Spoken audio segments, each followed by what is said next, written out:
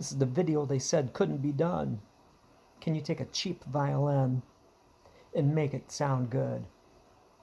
I'm aiming actually for pretty okay. You've seen this before. You've seen this nauseatingly too many times. The Mendini MV300. But let me discuss what I found out about this beauty. I actually thought for a while this it's made out of plywood, laminates, just kind of pressed. But upon further research, let's go over the potential good points of this. I paid $79 for it, and I just checked eBay. You can get used one for not much on Reverb. It actually has a solid spruce top. This is not plywood. This is solid spruce. I mean, I took my time and looked at it.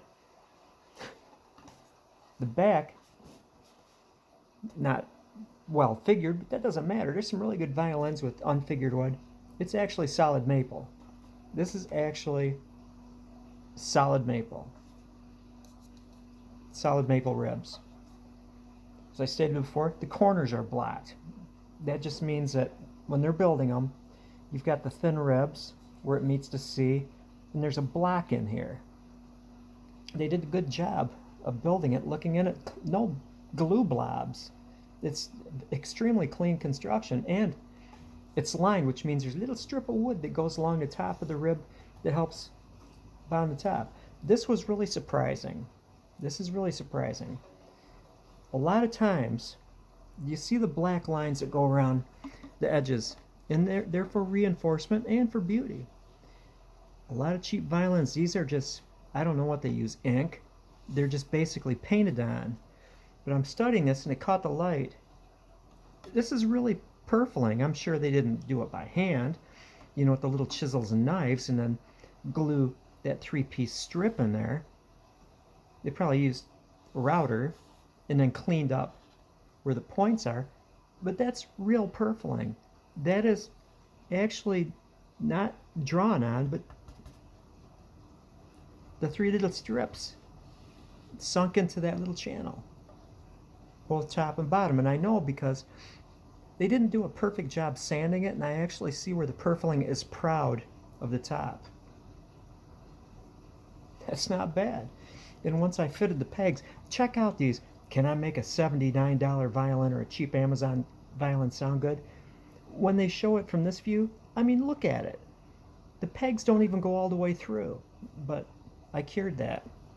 Are these pegs ebony? I don't believe so, because when I fitted them, so they actually went all the way through, they're properly fitted now, and they turn nicely. I don't need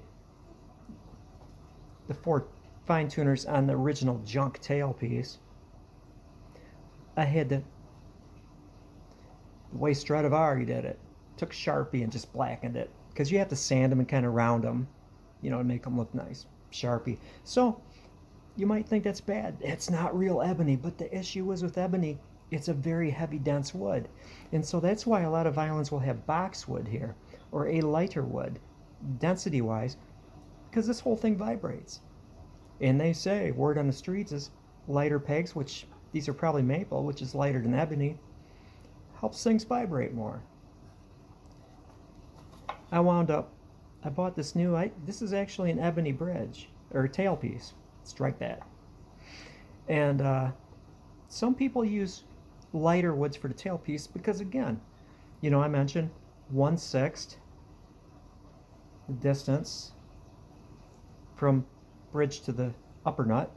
You can call this saddle a lower nut. It's all good. I even took this off. It was polished. I didn't like it. Didn't look old. So I took 320 grit, took the tailpiece off, and a trick for that is you just take thin painter's tape, wrap it around here, loosen the strings, and removing the tailpiece is easy that way. The strings aren't all over the place. They don't come unwound here. That tape around here tames things. Got some insight here. Now, I'm watching the current crop of violins coming out of China. Sound good. You're seeing beautiful violins at a good price coming out. They sound good right off the bat. The issue is, word on the streets again, I hang out on the mean streets of Harbor Springs, is that a long, long time ago, violins were made a little thicker. Here's the thing. They need to be played in. They need to be vibrated for a while, played for a while, to loosen everything up. Old instruments play nicely if they're played a lot. And so what the old violin makers were doing was anticipating their violins aging like a fine wine. Beer gets just skunky, but wine, I hear, again, word on the streets, ages and gets better. And so they were building instruments for the future as well as the present. And so they were a little thicker. The plates, or you can call this a table, little terminology, they were a little on the thicker side because they were anticipating that violin getting better the more it played. What I've heard and why these $500-600 instruments coming from China sound so great right off the bat is that they're made a little thinner.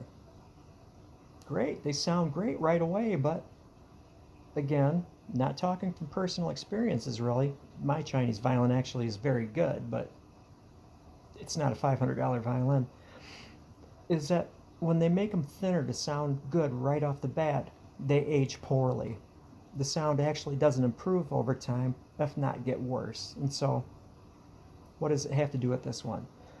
This is a heavily made violin. It's good, but it's not made thin to sound great. They didn't spend a lot of time on it graduating the top, which means it's different thicknesses throughout the top, and same as on the belly.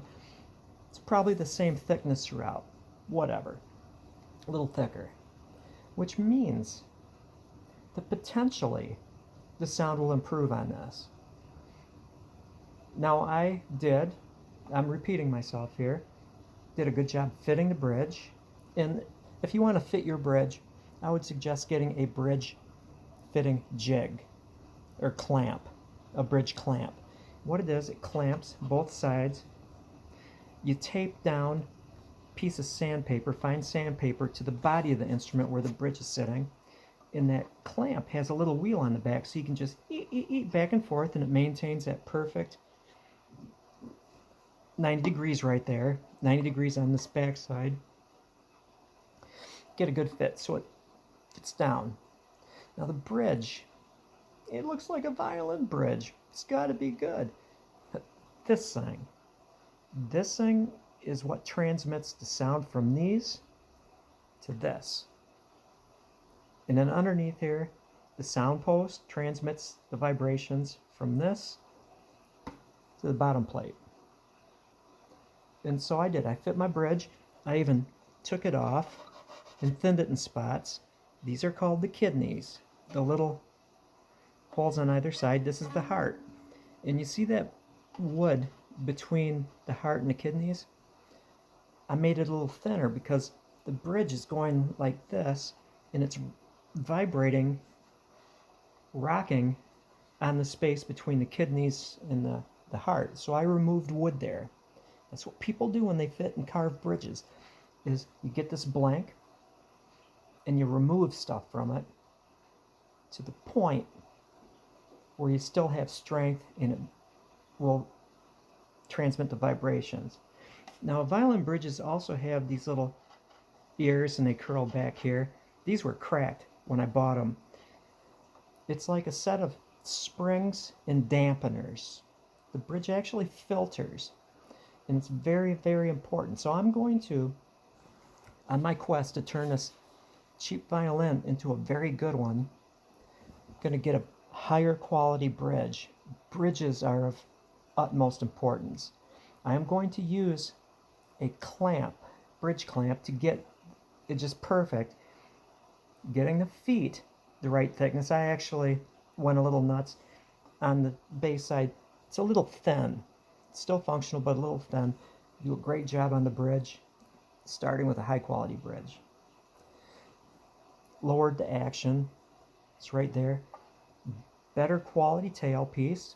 You've heard that before, but this morning when I had it off the violin and I was dulling that glossy fake looking finish, making it look nicer, I also took sandpaper, wrapped it around a round sanding block, and I lightened the bridge. I thinned it. I lightened it underneath so it vibrates better.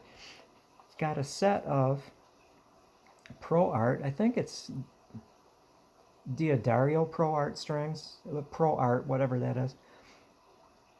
It's good looking, good sounding violin now that sounds like it's not opened up. And that's just playing it in. Getting a lot of vibrations through here, loosening up. I actually think this cheap violin, which is actually spruce, maple, on a little heavy side, if I was to sit down and play it 5 hours a day, 7 days a week, for a couple months, the sound, it would open up, Pro Art strings, and it would actually sound like a very nice violin. But I've got other violins that right now, I love the tone. I could play the scales and I love it just because I get lost in the sound of them. So I'm not going to be playing this a lot every single day. There's a way around that. It's an investment. If you've got multiple instruments like I do, a couple Gibson mandolins, a couple Kentucky mandolins, Gibson guitar, which I can probably use the thing for it,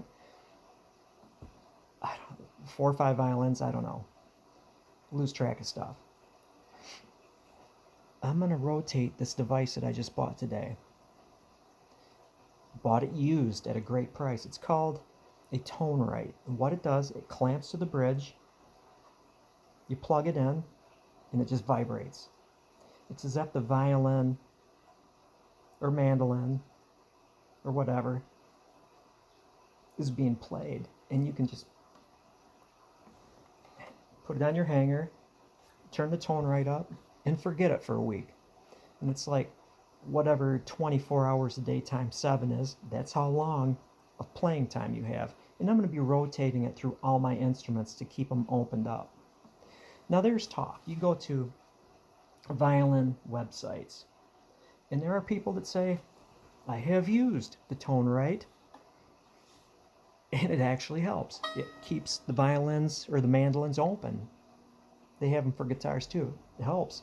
And then you get the people that, naysayers of course, well, it has to vibrate at the right frequency, or there's a way around that, just play it. Well, you know, sometimes people don't have just one instrument and they're not going to play it 5 hours a day. And so the people, this is funny, the people that have used the Tonerite swear by it. The people that haven't don't swear by it. Does that make sense? It makes perfect sense. The people that haven't used it don't like it because they haven't used it. The people that have used it like it because they know what it can do. And so, as soon as that Tonerite comes in, now this is a little extra credit. And again, I'm nickel and diming myself. This is no longer a $79 violin. It cost me money for the reamer, although I've used it on other instruments. These are tapered.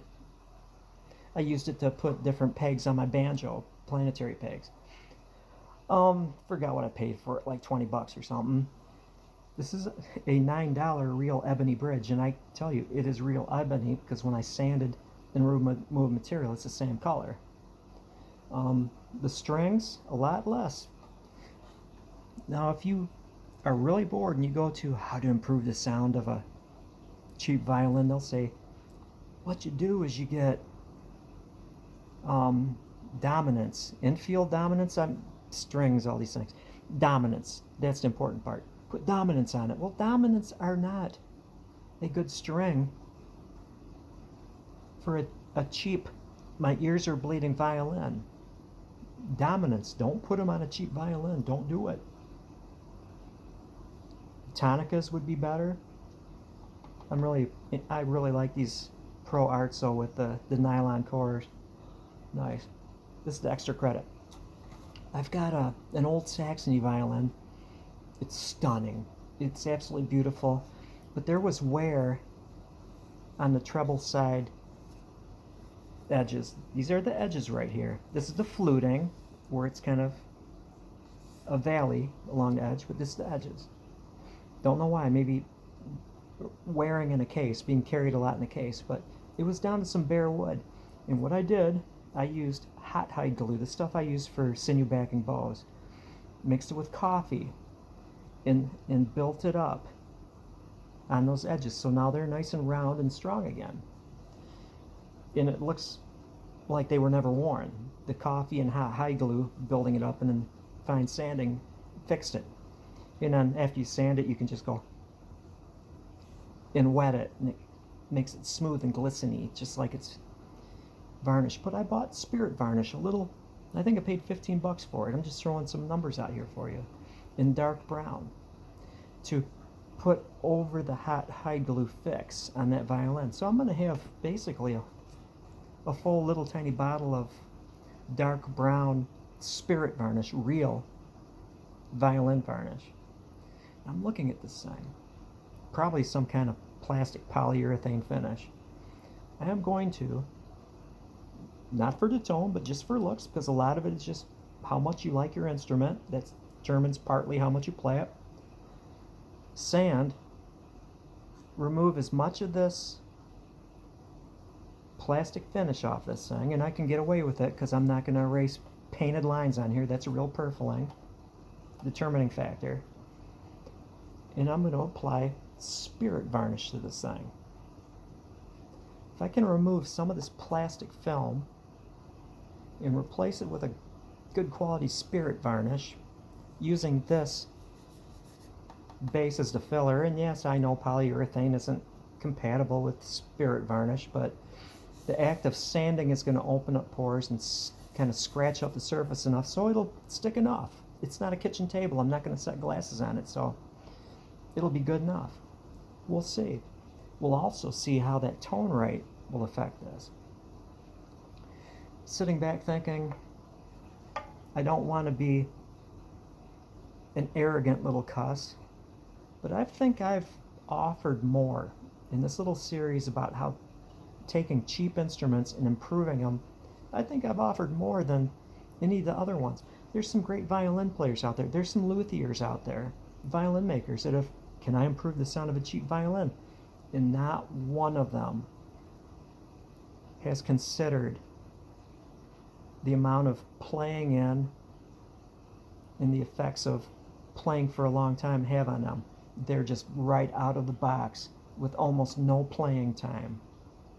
Whereas I, with my mighty Tonerite, I'm going to do my modifications, my improvements, hit it with the Tonerite. Maybe I'll leave the Tonerite on for 2 weeks to make it look like it's been played for 20 years.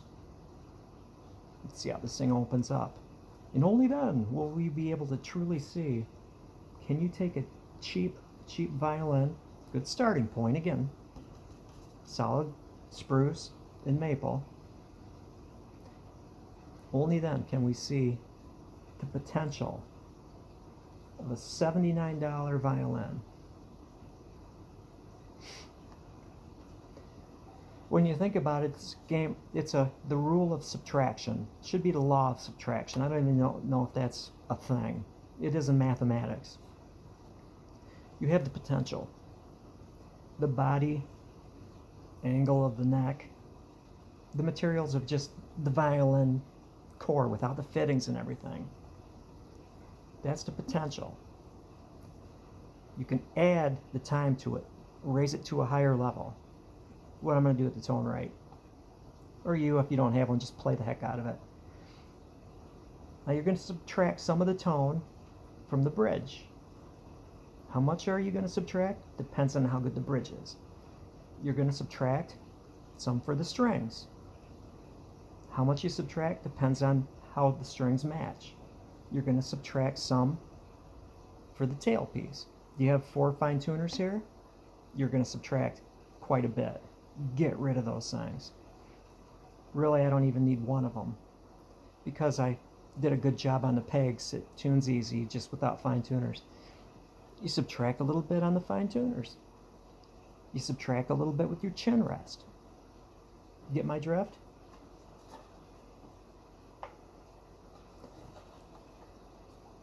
It's actually not a bad looking violin now, even without figuring.